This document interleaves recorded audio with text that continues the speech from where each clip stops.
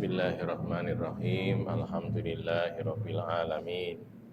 Nasta'inuhu wa nastaghfiruh wa na'udzu billahi min syururi anfusina wa sayyiati a'malina.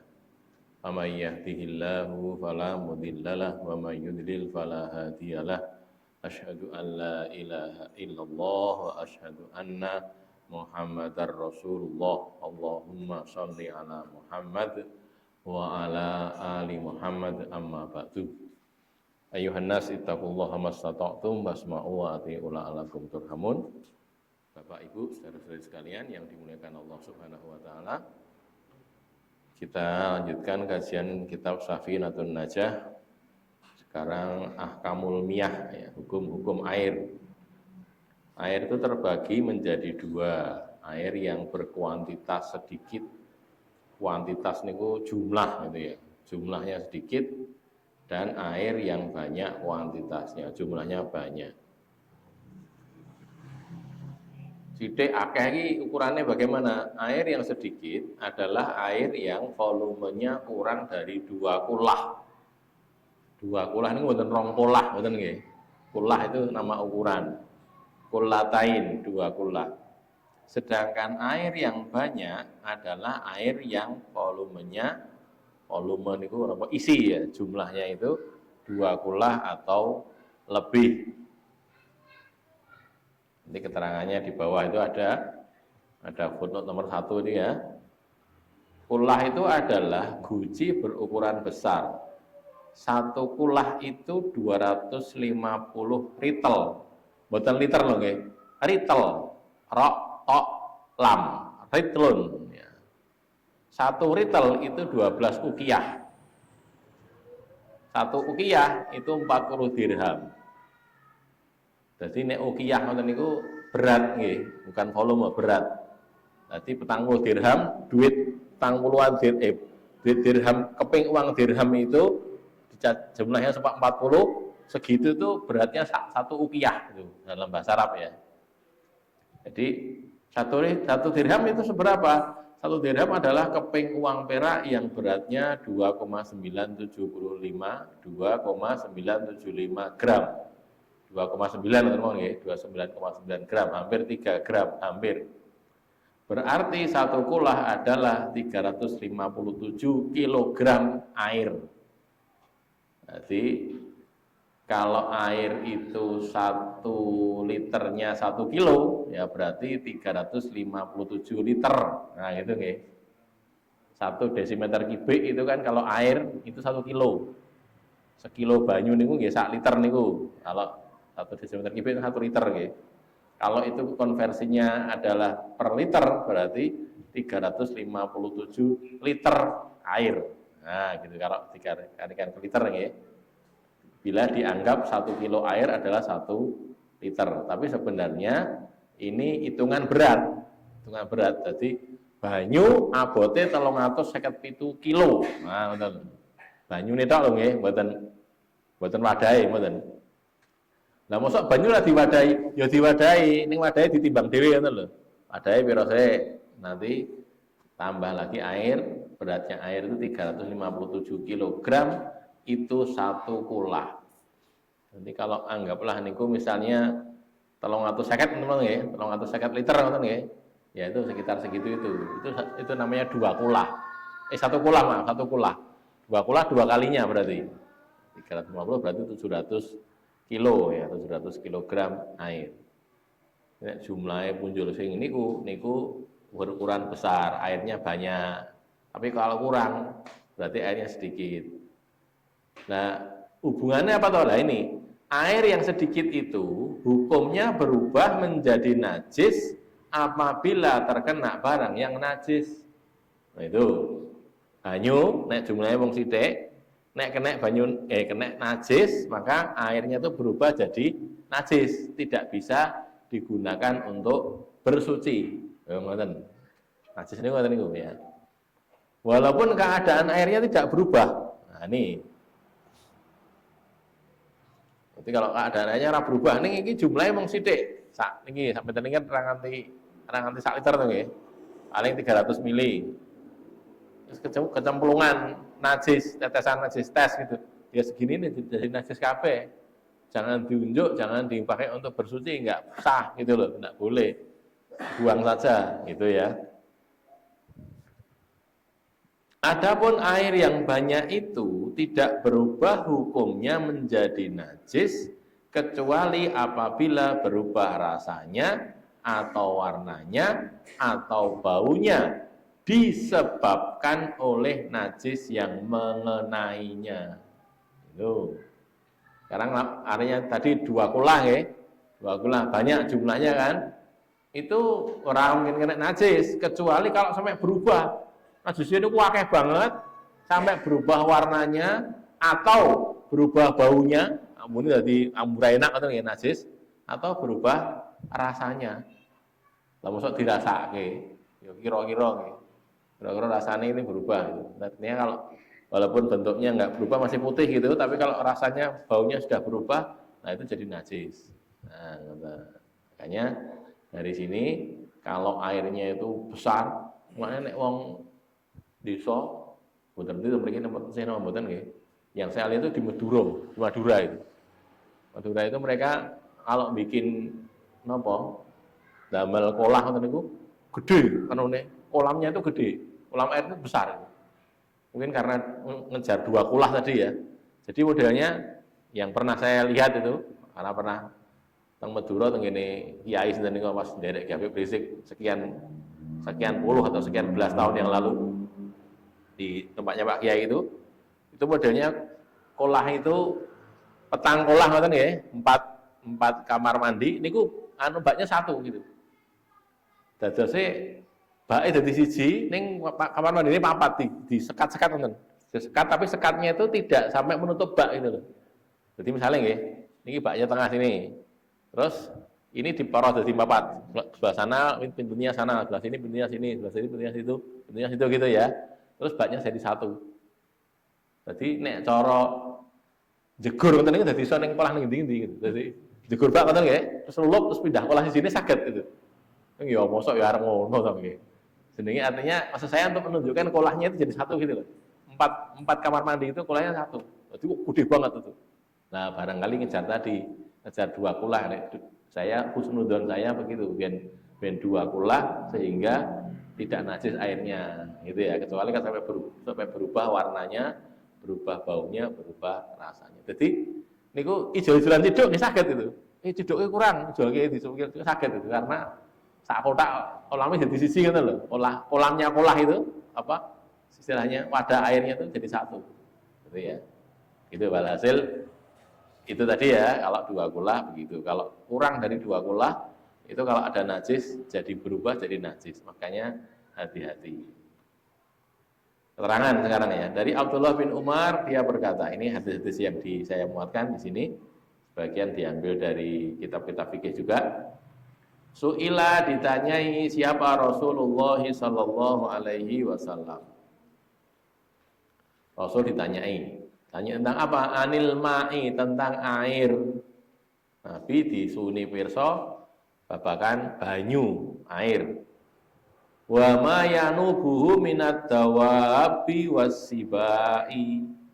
Dan apa yang yanubuhu itu meminum atau mengencingi, yanubuhu mengenainya, mengenai dia minad dawab dari binatang makhluk melata, wasiba dan binatang buas.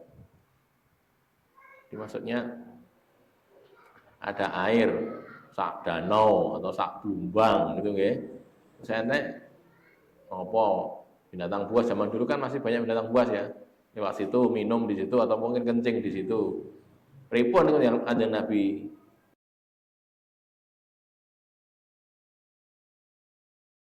alaihi wasallam menjawab, idza kanal ma'u kullataini, apabila air itu 2 kullah.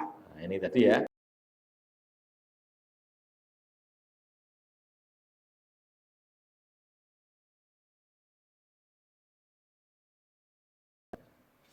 Nah, di sini air yang berjumlah 2 kullah itu tidak dinajiskan oleh apapun. Bila ada najis yang mengenainya, maka air itu tetap suci. Kenapa? Karena akeh banyu. Gitu loh ya, saking banyaknya air.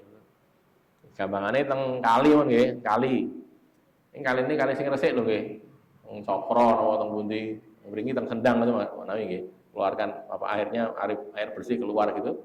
Nah, itu ada najis kena situ. Ya karena airnya banyak, ya tidak apa-apa. Ngoten lho. Ya najise ya ening najise. Misale cara teng kali ngoten nggih, kali-kali sing resik ngoten nika, mulai sing mengalir, wong pipis ning kono, menungso gitu. Renang arep metu plakesuk plak pipis teng mriku gitu nggih. Terus kayak piye pipis ning kene ya karena airnya banyak mboten napa-napa. Najis, ndak najis gitu loh ya. Padahal kamu jijik, oh, jijik urusan liya, tapi najisnya tidak najis, gitu loh ya, karena apalagi kalau airnya mengalir. Ngoten, ya, ini secara fikih seperti itu. Oh, kali kan nonton nggih, gunung, nek ndi misalnya Merapi menika, Merapi nek napa jenenge, mata airnya to, terus keluarkan air gitu. Terus ning kono kuwi enek wis macem-macem, enek kebo yo ning kono, nah kadang-kadang nelek teng mriku gitu to nggih. Ning kono nek sing pipis barang, nek sing BAB barang itu tekan ngisor, cek mengalir airnya itu. Tekan ngisor gitu tetap boleh dipakai wudu. Wis wudu bekas kono. Lah kono wis liwat kok, udah lewat airnya mengalir gitu, enggak apa-apa. Kayak apalagi kalau air mengalir. Air yang diam saja, kalau itu jumlahnya cukup banyak, 2 kulah tadi atau lebih, itu tidak dinajisi oleh apapun. Ini menurut hadis ini ya. Idza kana al-ma'u qullatain lam yahmilil khabas, tidak membawa najis. Kulah adalah guci, sudah kita baca tadi ya. Guci ukuran besar, 1 kulah 250 rital, 1 liter 12 uqiyah, 1 uqiyah 40 dirham, 1 dirham adalah mata uang perak seberat 2,9 gram. Ini terus ada kesimpulannya tadi ya, berarti 1 kulah adalah 357 ribu gram atau 357 kilogram air. Kalau ngatus 57.000 gram. Sak kilo itu kan 1.000 gram loh ya. Nah ini 357 kilogram air.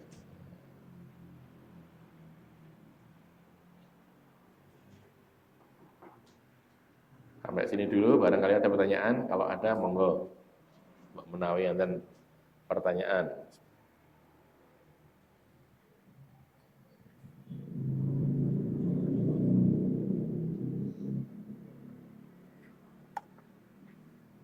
Oke, monggo.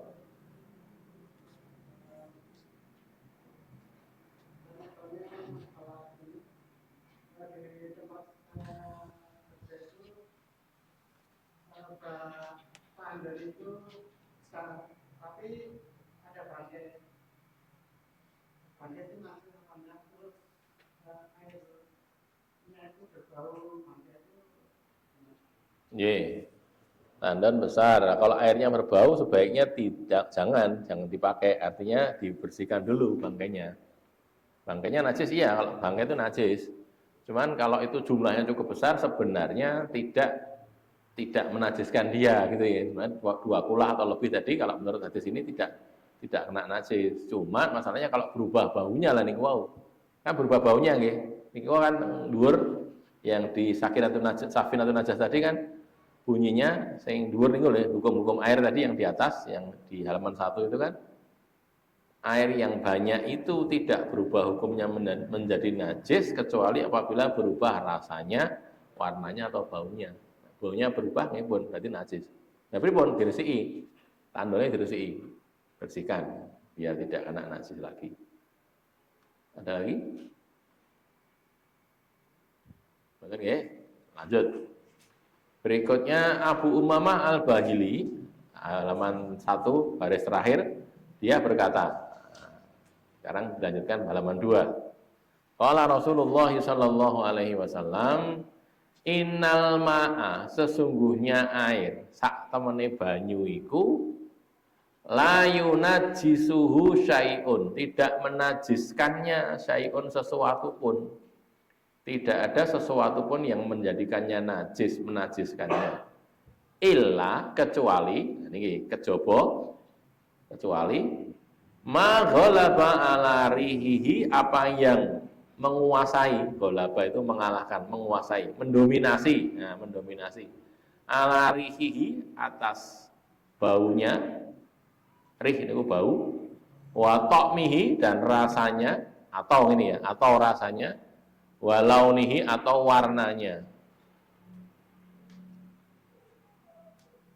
Ini kalau menurut hadisnya Abu Umamah Al-Bahili ini ya, di Sunan Ibnu Majah, cuman Albani mengatakan hadis ini dhaif, hadisnya dhaif.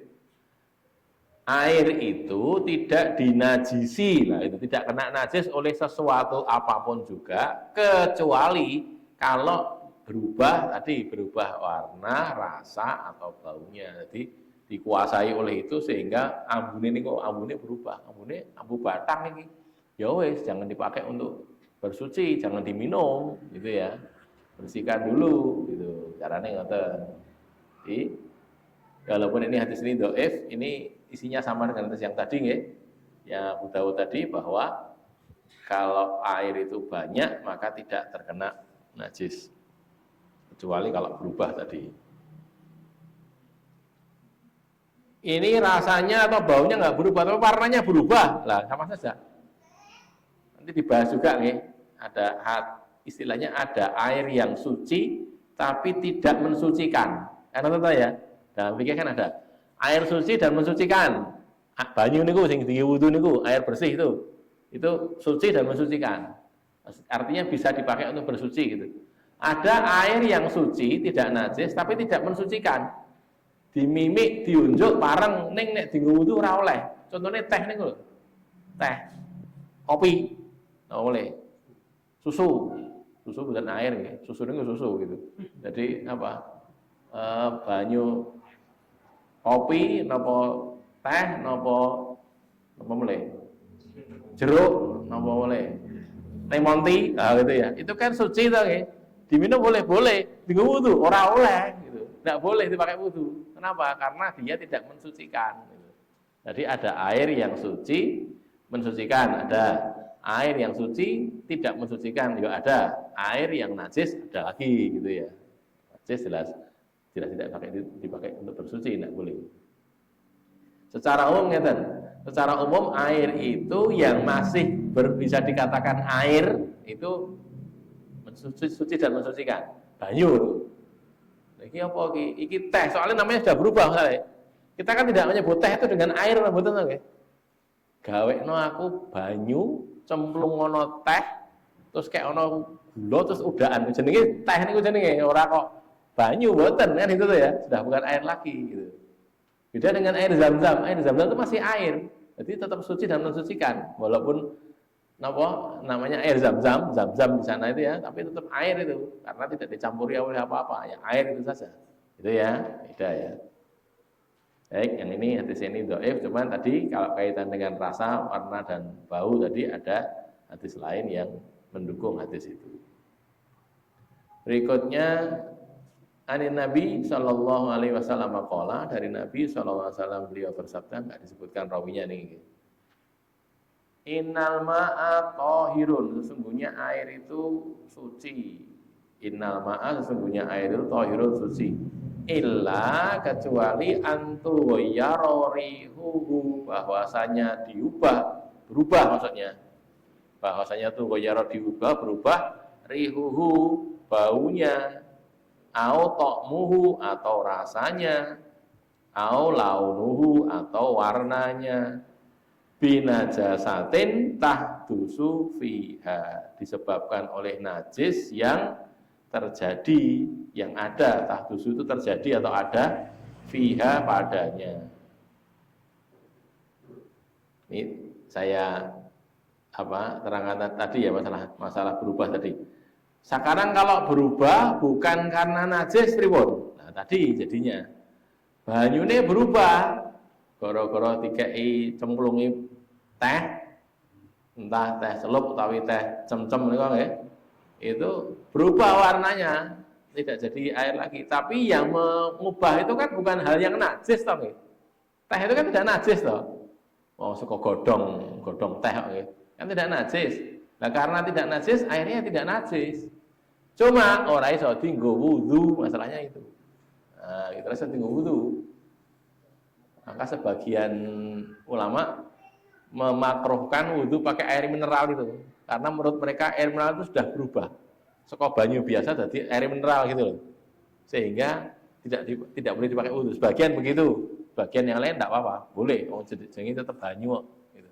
tetap air, artinya bisa dipakai berwudu. Sudah, ini hal yang lain, ya. Termasuk RO, tadi kalau, apa? Reverse osmosis, RO yang tadi kalau, ini kan banyak isi ulang itu. Itu tuh sebagian katakan, bagi suara banyu, tambahin ini, disaring ini. Jadi ini sebagian katakan tidak boleh dipakai. Kalau saya termasuk yang ikut ulama yang mengatakan boleh karena namanya masih air, jenenge cek banyu niku. Jadi bisa dipakai untuk bersuci. Termasuk air matang juga iya. Air digodok ya. Tinggal bersuci ya masih bisa. Wong itu air cek banyu. Bedanya nek ditambahin niku wau. Tambahi kapulaga, tambahi temulawak, apa boleh? Tambahi kunir, kencur, macam-macam iki apa iki? Banyu mbuh iki wonen wedang napa istilahnya? Wedang uwuh. Nah, Jawa iki uwuh dadi wedang kok wis. Dadi ora ngalah-ngalahke. Dadi waktu saya ke luar Jawa itu, entah di Sumatera atau di Sulawesi, itu kan mereka itu gumun. Ustaz, di Jawa itu apa makanannya kok banyak sekali ya? Sini tidak pernah lihat itu. Jadi makanan sampai orang-orang sana itu kreatif ya makan apa dari apa ayam itu kalau di luar Jawa dia cerita di sini kalau ayam itu nopo kaki dipotong dua, kepala dipotong dua, terus apa lagi usus jadwal dipotong dua, ambil dagingnya tok itu. Gitu. Sampai akhirnya dia itu ke Solo, kuliah di Solo, terus diberitahu temannya, ada usus apa? Usus ayam. Waktu dia di sana jijik, usus dimakan, kita di sana dibuang. Setelah dimakan itu dia merasa jebule enak ya usus itu gitu. Dari terus tuman itu, gelemak usus ayam. Dan katanya di tanahnya sana, di asalnya sana itu gitu dibuang. Saya bilang orang Jawa itu kreatif karena enaknya ya mengkui gitu loh. Jadi kreatif toh nggih. Kalau di sana kan banyak toh, ikan kan banyak di pinggir pantai. Ini guru kui, jadi ini kreatif. Nanti ceker pitik ya dimaem gitu tuh, ceker dimaem, apa boleh? Kulit itu dimaem. Nasi kulit sekarang kan laris ya. Nasi kulit, coba kulit itu, kulit ayam itu. Apa lagi? Musuhin wulu barang kok dimaem ya. Apa-apa dimaem manusia itu Jawa itu kan. Dari singkong, pohong itu loh, macam-macam tuh nggih. Macam-macam masakan suka pohong. Bahan dasarnya pohong. Iso enek napa? Tiwul, enek gatot, enek napa boleh langgreng, apa jenenge? Macam-macam itu ya. Terus sawut, wis kabeh banget ya. Itu saya bilang itu karena adanya cuma itu jadi kreatif gitu loh. Enaknya mau kuwi ya ora kreatif kok ora enek makanan liyane loh kan gitu tuh ya. Artinya begitu, hasil kembali ke yang tadi yang saya sampaikan, kalau itu ditambah-tambah gitu, itu jadinya bukan air yang bisa untuk mensucikan. Suci nggih. Didahar, diunjuk bareng boleh suci. Oh yang dimasukkan suci kabeh kok iki napa wau kapulaga. Napa boleh temulawak. Temulirang bener nggih. Temulawak sapa boleh jahe, kunir, macam-macam gitu kan. Itu kan semuanya suci gitu. Nah, jadinya airnya tetap suci walaupun tidak bisa dipakai untuk bersuci. Maka suci tapi tidak mensucikan. Gitu ya.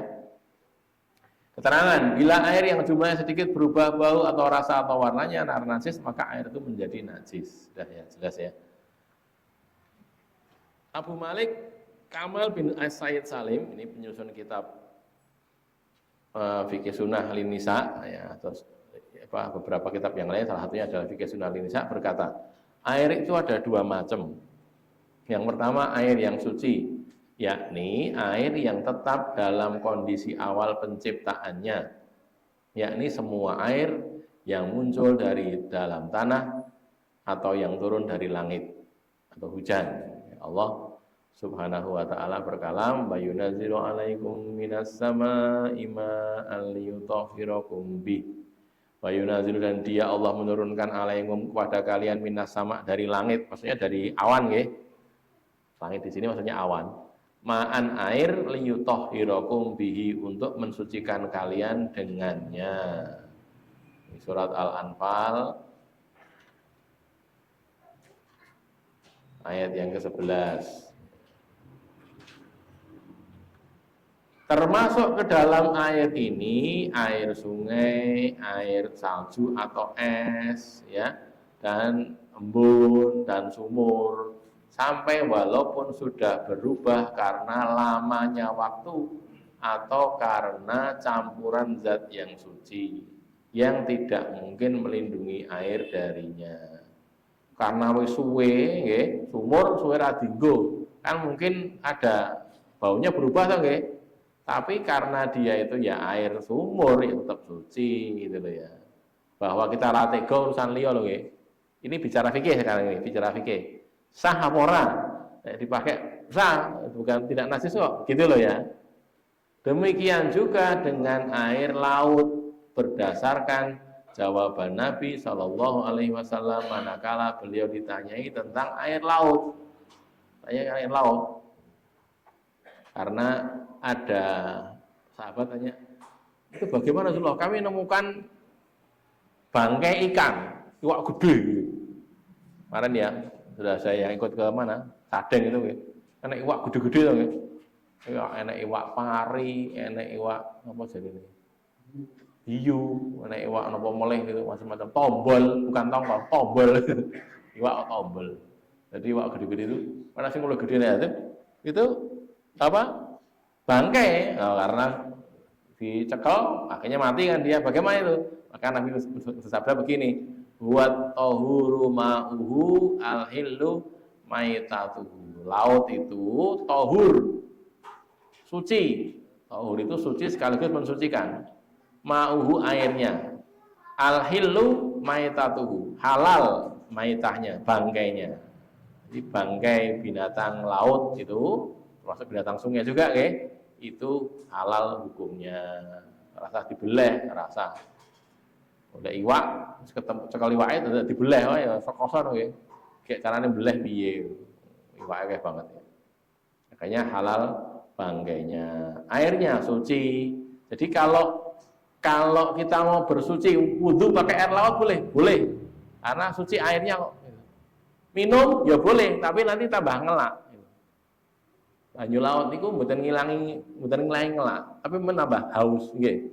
Jadi nek orang di laut itu kalau mau minum jangan pakai air laut, atau kalau pakai air laut disaring sih nggih.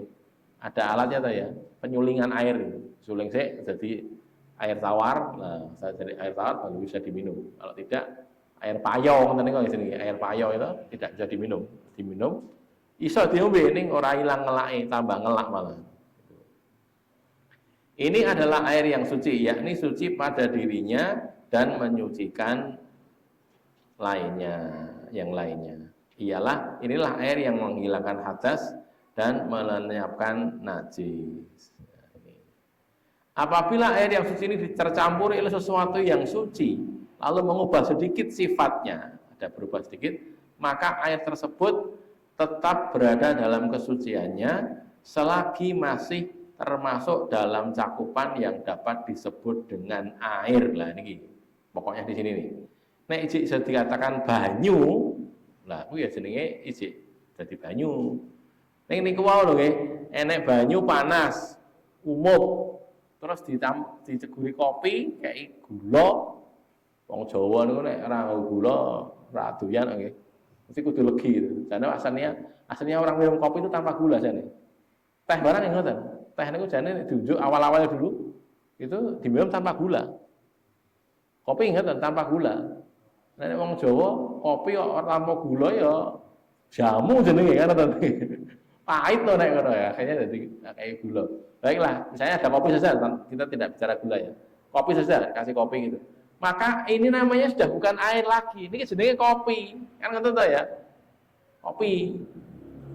Jenenge nek teng warung ngoten. Kopi Pak tunggal. kan mesti dikei banyu to nggih. Mosok kopi sisinya, kopi. Mosok ngoten kan mboten to. Ya, karena itu namanya kopi. Kopi itu ya air dikasih kopi, kasih gula itu namanya kopi. Ya gitu loh. Artinya nama yang sudah bukan air lagi pun mboten banyu melih. Akhirnya dia tidak lagi bisa mensucikan. Gitu ya. Pada hadis Ummu Hani itu kakaknya Ali bin Abi Thalib nih, di saudaranya sama-sama anaknya Abu Thalib. Ummu Hani itu Ummu Hani binti Abu Thalib. Anna Rasulullah sallallahu alaihi wasallam ikhtasala, beliau itu mandi, huwa beliau wa Maimunatu, dan Maimunah itu istri beliau, min ina'in wahidin, dari satu bejana, satu ember, tinggal siram bareng garwane karo sing kakung karo sing putri. Kakungnya Nabi, garwane Maimunah. Maimunah itu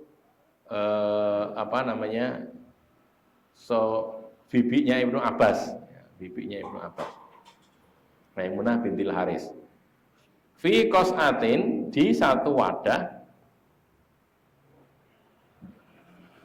mangkok besar ya, qas'ah itu mangkok besar, wadah yang wujudnya mangkok. Fiha, di dalamnya itu ada asarul ajin, ada bekas tepung. Jadi habis dipakai untuk bikin tepung, masih ada bekas-bekas tepungnya di situ, terus dikasih air, terus dipakai mandi. Ini mandinya mandi janabat, mandi junub, suci gitu loh ya, enggak apa-apa, walaupun ada bekas-bekas tadi, bekas tepungnya, tapi kan jenenge tetap banyu toh. Ora kok iki apa tepung kan mboten. Nah, karena ada bekasnya tadi, ada bekas tepungnya, tapi tetap saja dia disebut dengan air. Kalau begitu masih suci dan mensucikan. Adapun jika air tersebut dicampuri oleh sesuatu yang suci, lantas menjadikannya keluar dari lingkup sebutan air, ya pokoknya dia tidak lagi disebut air, maka pada waktu itu air tersebut tidak boleh digunakan untuk bersuci. Jelas nggih? Pokoknya nek niku wis berubah, sebutannya wis ora banyu neh. Kan kita tidak mengatakan banyu teh kan mboten, ya teh ngoten mawon nggih. Tidak mengatakan banyu kopi kan mboten, kopi biasa. Tidak mengatakan air jahe, tapi jahe gitu saja kan. Nah, artinya itu sudah berubah, karena namanya berubah, maka sudah keluar dari sebutan air, walaupun ada airnya. Enek banyu nih ya, tapi sudah keluar dari sebutan air. Itu namanya air yang suci tapi tidak mensucikan. Wudune nganggo teh ora sah, wudune ora payu. Balene wudune itu karena ora payu. Lho iki suci, ya suci ning ora mensucikan kuwi. Nah, gitu. Ora oleh, karena sudah berubah, sudah keluar dari sebutan air itu, tidak lagi disebut air lagi. Yang kedua, air yang najis, yakni air yang dicampuri oleh sesuatu yang najis dan memengaruhi salah satu dari sifat-sifatnya. Sifatnya berubah, apakah rasanya, atau baunya, atau warnanya berubah karena najis tadi. Karena begitu, maka airnya juga menjadi air yang najis. Sudah selesai nih. Ada pertanyaan? Monggo. Kalau kita yang sering panas, itu rasanya kan panas itu mensucikan. Air yang dari keran itu tuh, nggak apa-apa, itu tetap mensucikan, karena namanya tetap air. Kayak air yang dipanaskan tadi loh, air digodok gitu, air digodok yang anget, boleh, itu tetap mensucikan juga. Jadi wudhu pakai itu boleh. Apalagi ini panasnya kan karena sinar matahari tuh, gitu. Karena piponnya kena sinar matahari kan keluarnya keran itu kadang-kadang hangat gitu siang hari. Namun itu tetap sah untuk wudhu, suci dan mensucikan. Ada lagi? Cukup ya? Baik, aku qauli hadza, astagfirullah li wa lakum, alhamdulillahirabbil alamin.